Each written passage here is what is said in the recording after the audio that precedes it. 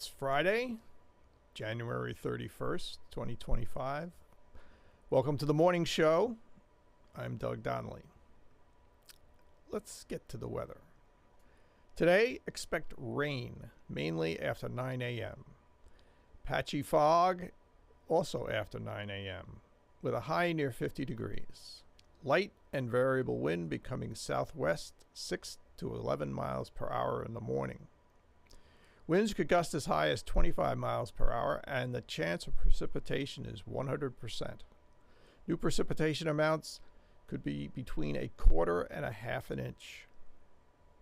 Tonight, there will be more rain, mainly before 10 p.m., then patchy fog before 2 a.m., low around 37. Southwest wind 5 to 8 miles per hour, becoming northwest after midnight. Winds could gust as high as 18 miles per hour. Chance of precipitation is 80%.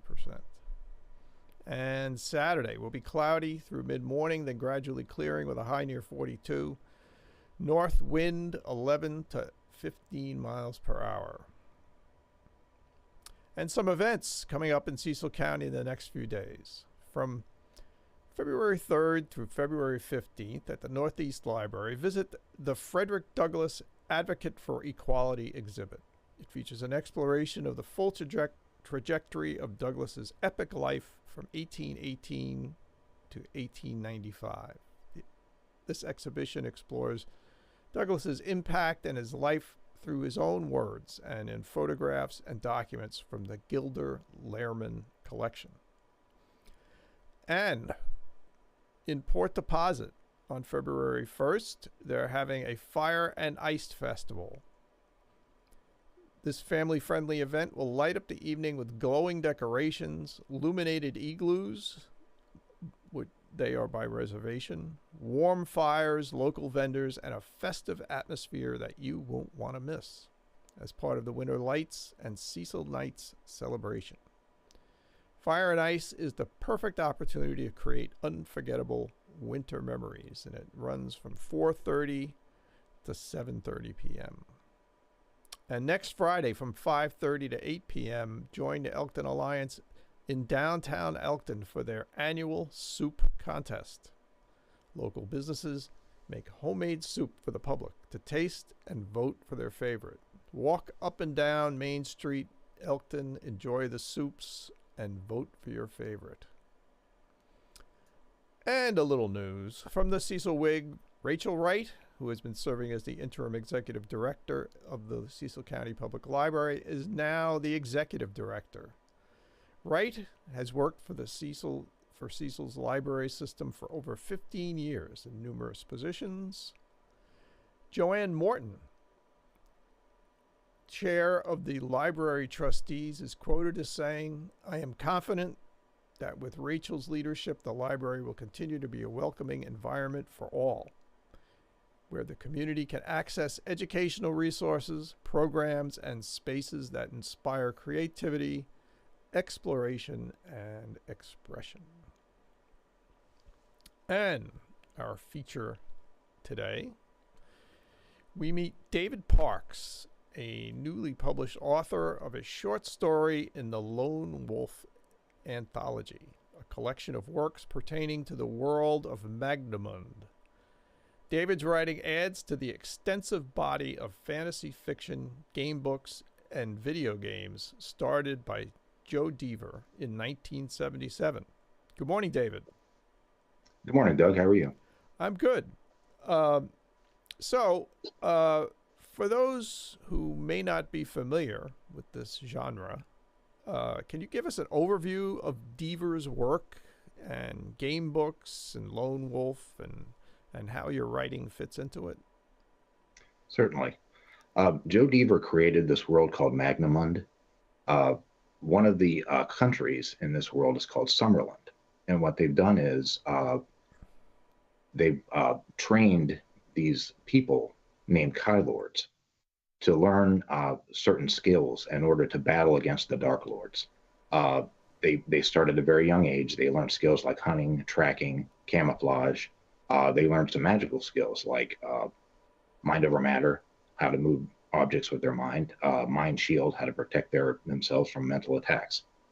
Uh, he started this in 1977, the idea for it, but the book started coming out in 1984. The first one was called Flight from the Dark. This is an example of one of the books from the 1980s. It was called Chasm of Doom. So what happens in these books are they're kind of like a choose your own adventure, where but it's also with a Dungeons and Dragons angle to it. What you do is you keep a character sheet of your character skills, what weapons they have, what special items they pick up during the mission. They also have endurance points. So as you go through the book, you're making choices as you read each section. And say, like, if you go walk down a tunnel and there's two directions to go, left or right, they'll give you a different section to turn to if you choose to turn left or choose to turn right. You encounter monsters during these missions, and then there's a combat system in order to fight these monsters. There's a random number table in the back. If you don't have a dice, usually it's 1 to a 0, which represents 10. Each one of these books is usually a self-contained mission. Sometimes, there's overarching storylines in them as well. The first 12 books, you were fighting against the Dark Lords, and you were learning skills along the way. He published these books during the 80s and the 90s, and what happened was he came back to it at the latter part of his life. He actually passed away, but he was able to publish one more book called The Storms of Chai before he did. And what happened was he asked his son to carry on and to finish the story for him. He had laid out the next 3 or 4 books. Actually, he wanted it to be 3, but it's going to end up being 4. And so that's why they still are publishing today. They have their own publishing company, Home Guard Press, which is owned by his son, Ben. And what happened was, this is the 40th anniversary since the first book came out. 2024 was. And so one of the projects they had was the anthology.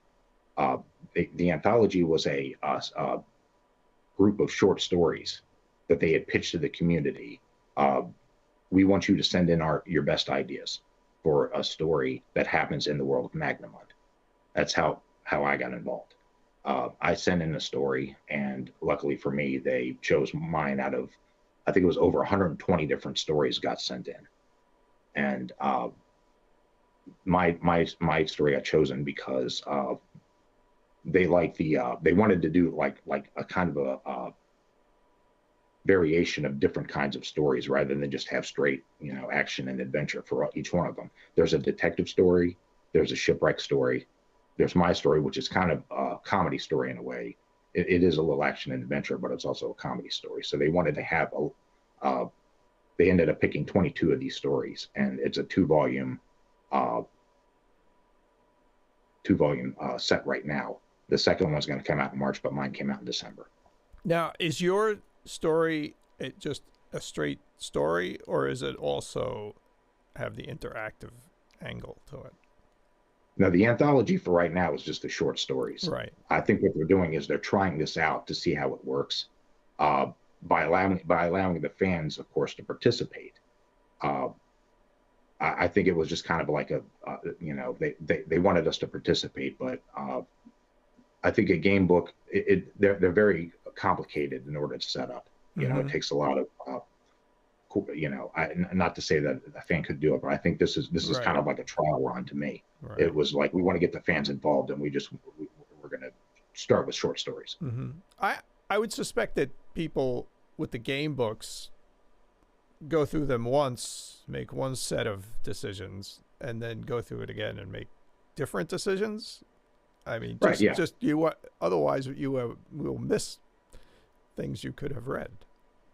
Right. Part of the appeal is the exploring. You're exploring these worlds every Mm-hmm. time you make a choice in the book. And sometimes, hey, what would have happened if I would have went in this direction rather than that direction, Sure. or if I would have went to this country rather than to that country. So, a lot of them have several different tracks you can go down. You don't necessarily have to go down one path in order to achieve victory or to finish the mission. This is really interesting. So do you know why? I mean, this is sort of a big philosophical question, I suppose. Why fantasy fiction is so popular?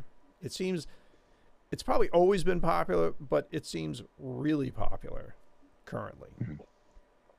Well, I think the appeal of it is you get to be something that you can't be in real life. I can't be a knight or a magician or a warrior in real life. Whereas when you read these books, you can picture yourself, in that role. You can actually pretend, hey, I'm a warrior. I'm on this mission. I have to, fight these monsters and save the world. So I think that it's part, part living out your fantasy of being able to be something you're not, and the escapism of wouldn't you like to live in a world of dragons? Wouldn't you like to live in a world where you can cast spells and things like that? Sure. And finally, I guess I noticed from looking at Lone Wolf's website that these books have sold internationally, and in fact, are they based in the UK? Yes, Home Guard Press right now is based in the UK. Mm-hmm. But what happened was in the earlier days, they had like a distribution system. I think it was Pacer was the publishing house that put them out in America. Right. So it's an international community of followers of this. Do you participate in this community in any way? Yes, they have a Discord server where you can actually interact with not only other fans, but other writers and people that are involved in the writing process of the Lone Wolf books. Is there a local, around Cecil County or whatever? Is there a local following of this that you know of? I don't honestly, I don't know. I haven't met anyone that I know of that's ever read these books, but they might just not know they've still been around. Right. I mean, most of Joe's books were published in the 80s and 90s, right? And then it sort of went like I said, but being Home Guard Press, they're kind of an independent publisher, mm-hmm. So a lot of people might just not know that they're still around. Right, that makes sense. All right. Well, David, we thank you very much for visiting with us today. And this is the book I've been published on. It's Lone Wolf Anthology. It's on magnamund.com, magnamund.com. Great. All right. Thanks a lot, David, and good luck with the book. Thank you. Have a good day. All right. Thanks for watching Cecil TV. If you think programs like this are valuable, please consider becoming a donor to Cecil Public Media. And please like us on Facebook and subscribe to our Cecil TV YouTube channel. We would love to get to 1,000 subscribers, which unlock all kinds of benefits. And I guess that's it, and have a great day. Thank you.